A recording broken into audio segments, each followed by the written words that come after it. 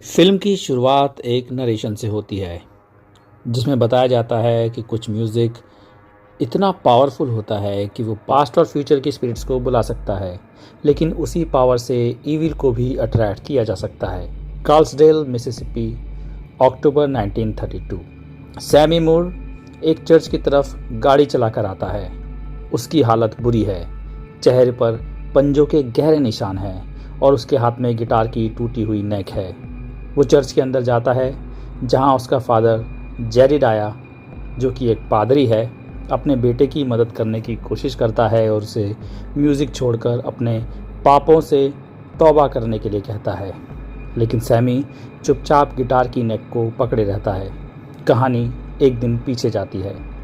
Sami के cousins, जुड़वा भाई एलाइजा और एलायस मूर, जिन्हें स्मोक और स्टैग के नाम से जाना जाता है, शिकागो से क्लार्क्सडेल लौट रहे होते हैं। दोनों ने खतरनाक गैंगस्टर से पैसा चुराया है और उसी पैसे से उन्होंने एक पुरानी 100 मिल खरीदी है जो पहले एक फॉर्मर कू क्लक्स क्लैंसमैन हॉगवुड की थी। उनका प्लान है इसे एक ज्यूक जॉइंट में बदलना ताकि ब्लैक कम्युनिटी के लोग वहां आ सकें। इधर सैमी का फादर भी ये चाहता है कि सैमी उसके ही नक्शे कदम पर चल के चर्च में एक पादरी का काम करे, लेकिन उसका ध्यान वहाँ रखे उनके एंसेस्ट्रल गिटार पर जाता है। वो म्यूज़िक के अलावा और कुछ नहीं करना चाहता। उसके दोनों कज़न्स वहाँ पहुँचते हैं और उसको अपने साथ ले जाते हैं। फिर कुछ देर बाद वो अलग होते हैं। स्मोक शहर जाता है ताकि अपने पुराने दोस्तों ग्रेस और बो चाओ से मदद ले सके साइन बोर्ड बनवाने में और ओपनिंग नाइट की दूसरी तैयारियों के लिए। जब वो दो यंग लड़कों को अपनी शराब से भरी ट्रक लूटने की कोशिश करते पकड़ लेता है तो स्मोक एक को एस पर और दूसरे को पैर में गोली मार देता है ताकि ये साफ हो जाए कि यहाँ कोई मजाक नहीं चल रहा है। शहर के बाकी लोग भी जुड़वा भाइयों की साख से वाकिफ़ हैं। इसी दौरान स्टैक सैमी को अपने साथ ज्वाइन कर लेता है, जो एक उभरता हुआ ब्लूज़ म्यूजिशियन है। स्टैक ट्रेन स्टेशन जाता है जहाँ वो older blues singer delta slim को ढूंढता है। लोगों का ध्यान खींचने के लिए स्लिम वहां परफॉर्म करता है। स्टैक उसे आयरिश बियर का लालच देकर अपने साथ जोड़ लेता है, जिसे वो ज्यूक जॉइंट में बेचने वाले होते हैं। इसी दौरान मैरी सामने आती है, स्मोक और स्टैक की बचपन की दोस्त और स्टैक की एक्स लवर।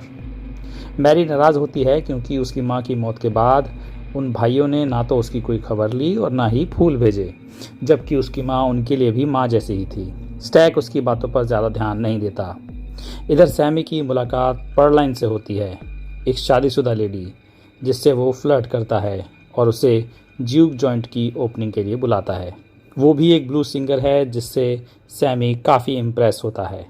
फिर वो अपने एक और पुराने दोस्त कॉर्नब्रेड से मिलता है और उसे एक कॉटन प्लांटेशन से छुड़ाकर ज्यूक जॉइंट की सिक्योरिटी की जिम्मेदारी देता है। स्मोक अपनी अलग रह रही पत्नी एनी के घर जाता है, जो वूडू प्रैक्टिस करती है। दोनों ने सालों पहले अपना बच्चा खो दिया था और यही उनके अलगाव की एक बहुत बड़ी वजह है। एनी दावा करती है कि उसकी वूडू प्रैक्टिसेस ने ही दोनों भाइयों को सेफ रखा है। इसके बाद उनकी नज़दीकियाँ फिर से बढ़ती हैं and then smoke and any have sex. जैसे ही सूरज ढलने लगता है, एक आयरिश आदमी रेमिक एक रेसिस्ट कपल बर्ट और जॉन के घर भागकर पहुंचता है।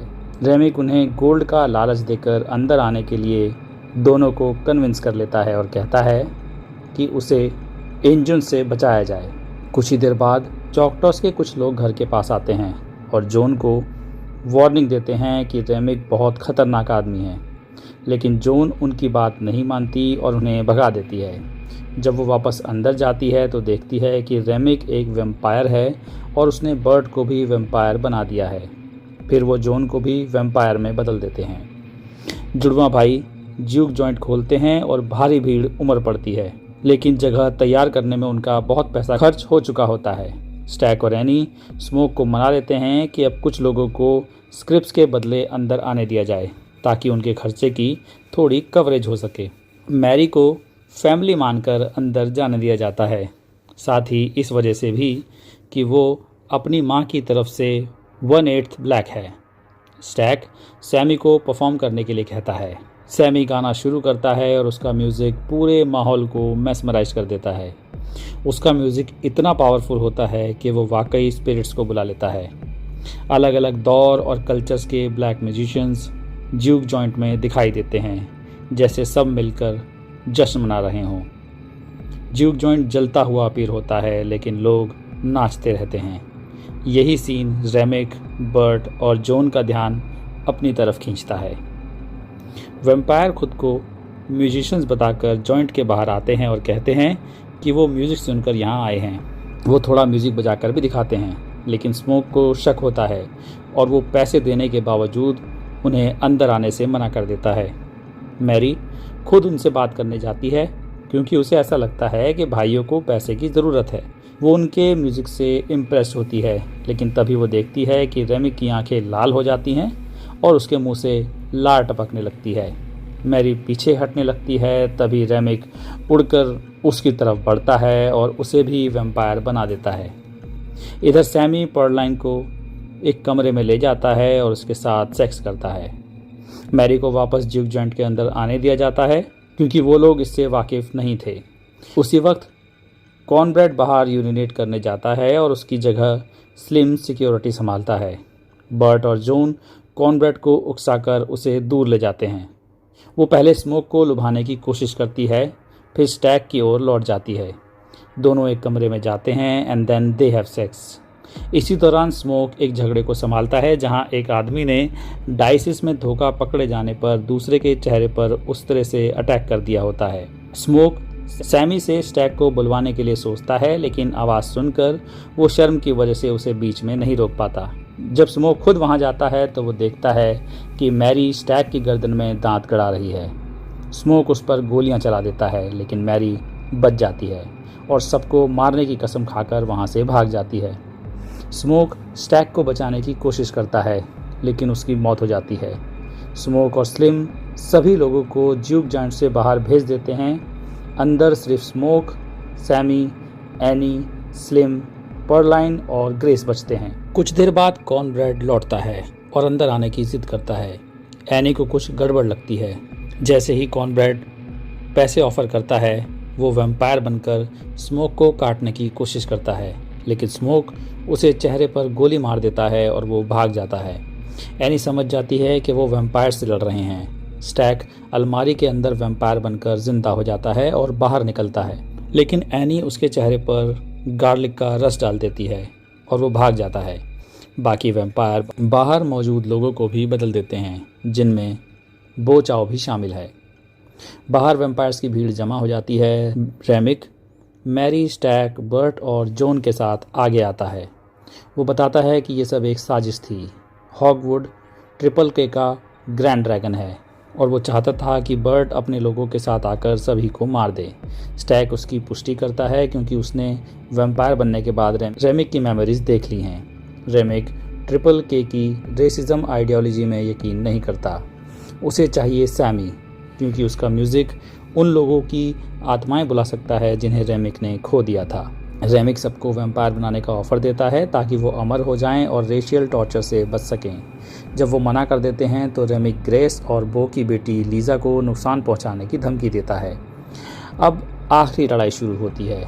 सब लोग लकड़ी के स्टेक, बंदूकें और गार्लिक इकट्ठा करते हैं, पर सबसे पहले स्मोक सबको गन पॉइंट पर गार्लिक खाकर ये प्रूव करने के लिए कहता है कि उनमें से कोई भी वैम्पायर नहीं है, क्योंकि इस पूरे सिनेरियो ने काफ़ी कन्फ्यूजन क्रिएट कर दी थी। ग्रेस वैम्पायर्स को अंदर आने की चुनौती देती है।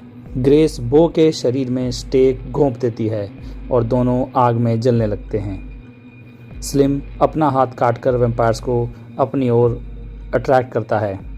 पर्लाइन सैमी के सामने मारी जाती है और उसे भी वैम्पायर बना दिया जाता है। एनी को काट लिया जाता है और वो स्मोक से कहती है कि वो उसके दिल में स्टेक घोंप दे ताकि वो वैम्पायर ना बन सके। स्मोक और स्टैक आपस में लड़ने लगते हैं, जबकि सैमी बाहर रेमिक से बचने की कोशिश करता है। रेमिक उसके चेहरे पर नोच लेता है, जिससे स्टार्टिंग में दिखाए गए घावों का राज खुलता है। सैमी फादर की गिटार की सिल्वर वाला हिस्सा रेमिक की खोपड़ी में घुसा देता है। स्मोक आकर रेमिक के दिल में स्टेक घोंपता है। रेमिक जलकर राख हो जाता है। उसी वक्त सूरज उगता है और बाकी वैम्पायर भी उसके साथ नष्ट हो जाते हैं। ये जानकर कि ट्रिपल के आने वाले हैं, स्मोक सैमी को कुछ पैसे देकर फ़ौरन वहाँ से भागने को कहता है। स्मोक अपने हथियार तैयार करता है और छिप जाता है। इस दौरान वो अपनी फैमिली और फ्रेंड्स के साथ बिताए अच्छे वक्त को फिर से रिकॉल करता है और काफ़ी इमोशनल हो जाता है। जैसे ही क्लैंसमैन आते हैं, स्मोक टॉमी गन और ग्रेनेड से सबको मार देता है। एक आदमी उसे पेट में शूट करता है, लेकिन स्मोक उसे भी गोली से उड़ा देता है। आखिर में हॉकवुड बचता है, जो अपनी जान के बदले पैसे ऑफर करता है, लेकिन स्मोक उसे गोलियों से छलनी कर देता है। मरते वक्त स्मोक को एनी और उसकी बेटी की आत्मा दिखाई देती है। सैमी वापस चर्च जाता है, लेकिन वो म्यूज़िक छोड़ने से इनकार कर देता है। वो नॉर्थ की तरफ गाड़ी ड्राइव करके निकल जाता है। गिटार उसके पास होता है। फिर क्रेडिट्स रोल के दौरान 1992 में हम सैमी को as a veteran blues musician की तरह देखते हैं। एक परफॉर्मेंस के बाद स्टैक और मैरी उससे मिलने आते हैं। वो बताते हैं कि स्मोक उन्हें मार नहीं सका था, क्योंकि स्टैक कुछ भी था पर था उसका भाई, और मैरी वहाँ से बचकर भाग गई थी और उसने उन्हें सैमी से दूर रहने को कहा था। स्टैक महसूस करता है कि सैमी के पास ज़्यादा वक्त नहीं बचा है और वो उसे वैम्पायर बनने का ऑफ़र देता है ताकि वो हमेशा म्यूज़िक बजाता रहे, लेकिन सैमी मना कर देता है। वो कहता है कि उसने दुनिया बहुत देख ली है और अब जब उसका वक्त आएगा वो उसके लिए तैयार है। सैमी स्टैक और मैरी के लिए एक आखिरी गाना बजाता है। जाने से पहले वो कहता है कि उसे आज भी उस रात के बुरे सपने आते हैं, लेकिन सूरज डूबने से पहले का वक्त उसकी ज़िंदगी का सबसे अच्छा दिन था। स्टैक सहमति में कहता है वो आखिरी दिन था जब उसने अपने भाई और सूरज को देखा, और आखिरी बार जब उसने खुद को सच में आज़ाद महसूस किया। और इसी के साथ फिल्म ख़त्म हो जाती है।